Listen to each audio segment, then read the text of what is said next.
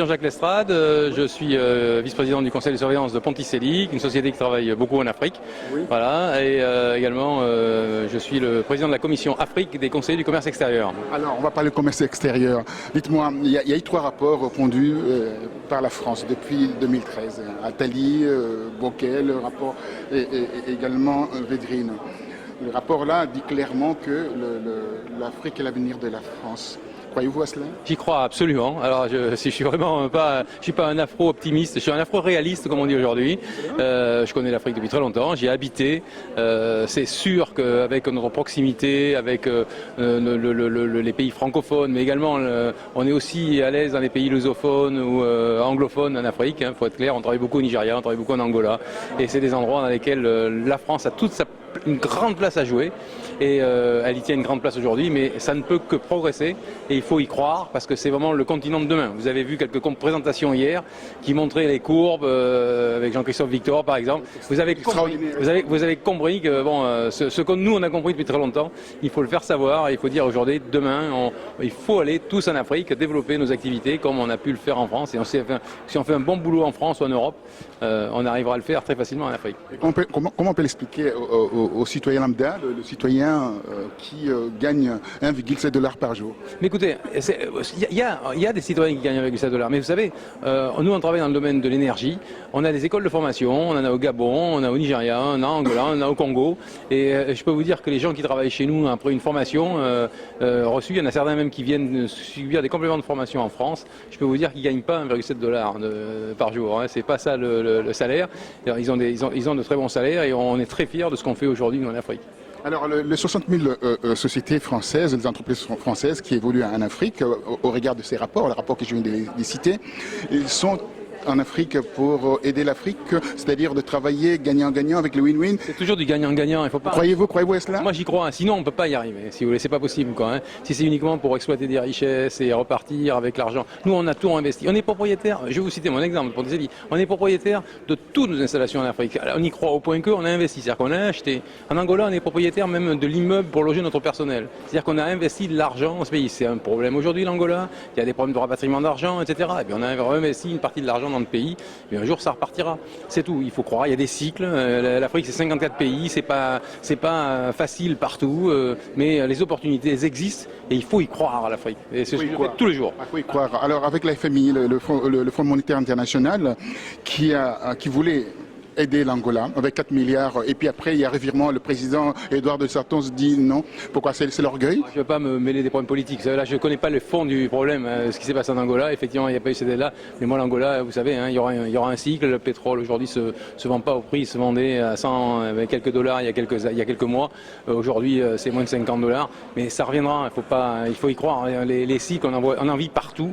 Il y a eu des croissances à 2 chiffres en Angola pendant des années. C'est plus le cas aujourd'hui. Mais écoutez, ça reviendra. Hein, c'est tout. On ne va pas partir pour autant. On ralentit un peu, mais on sera toujours présent et on restera en Angola malgré la crise. Voilà. Revenons à l'énergie. Vous êtes expert dans l'énergie. Alors quelle est l'énergie qu'il faille faire pour aider l'Afrique aujourd'hui? Écoutez, il y a une énergie aussi qui est absolument extraordinaire, c'est le solaire en Afrique avec le potentiel, les capacités photovoltaïques. Et j'y crois. Moi, je cite toujours une anecdote qui m'a absolument choqué.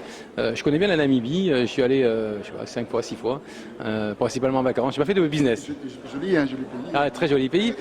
Je raconte toujours la même anecdote. Je suis allé dans les mêmes lodges où je suis allé il y a 10 ans. Je suis retourné 10 ans après. Les lodges, il y a 10 ans, on faisait de l'électricité avec des groupes électrogènes, avec du pétrole qu'on amenait, avec des citernes, dans des bidons, etc.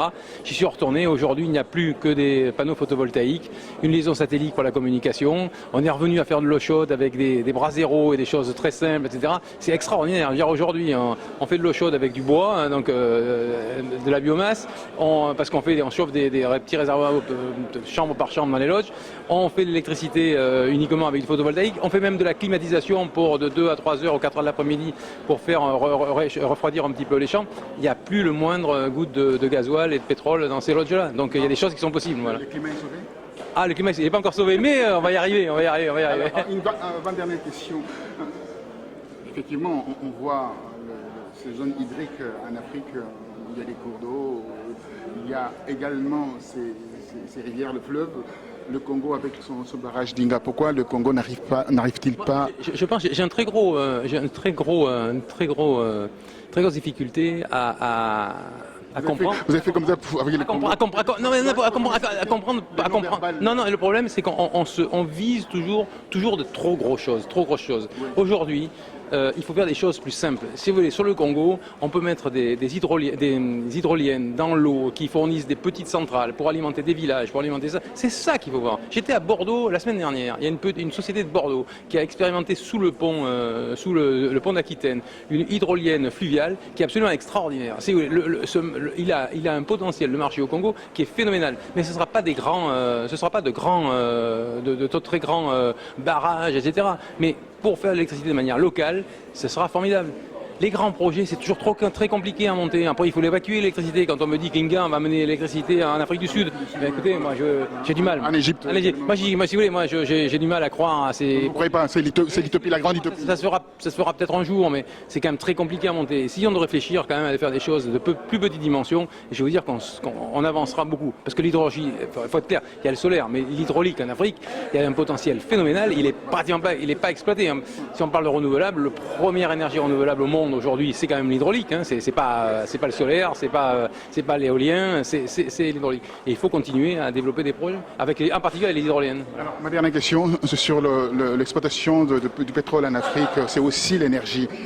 Ça pose un problème aussi avec les États et également avec les rébellions, avec les groupes armés. Dites-moi comment peut-on faire par rapport à tout cela?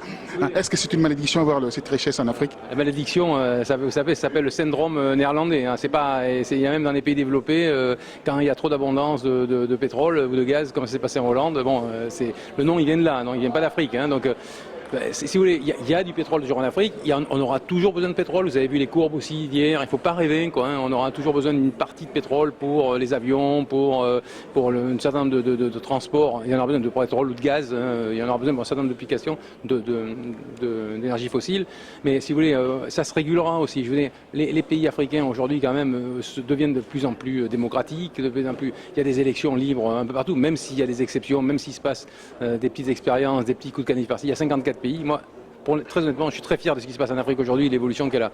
Et il faut que ça continue, c'est tout. Merci infiniment, M. Lestrade. Merci. Merci à vous. Merci.